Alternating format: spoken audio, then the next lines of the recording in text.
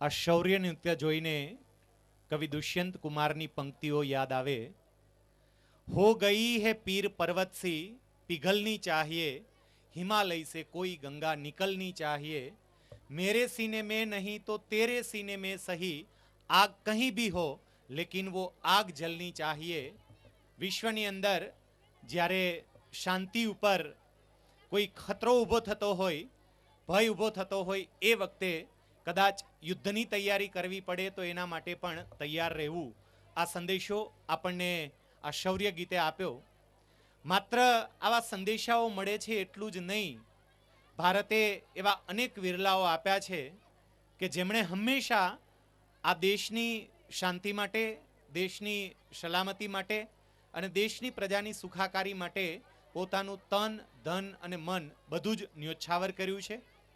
આવા વિરલા પૈકીનો એક વિરલો એટલે મોહનદાસ કરમચંદ ગાંધી। મહાત્મા ગાંધીનું નામ પડે એટલે માત્ર ભારત નહીં, વિશ્વના તમામ દેશો, વિશ્વના તમામ લોકો એમનાથી પરિચિત છે, એવું એ વિશિષ્ટ અને વિરલ વ્યક્તિત્વ છે। મહાત્મા ગાંધી જો મને મળે તો, આ બહુ જ મોટો પ્રશ્ન છે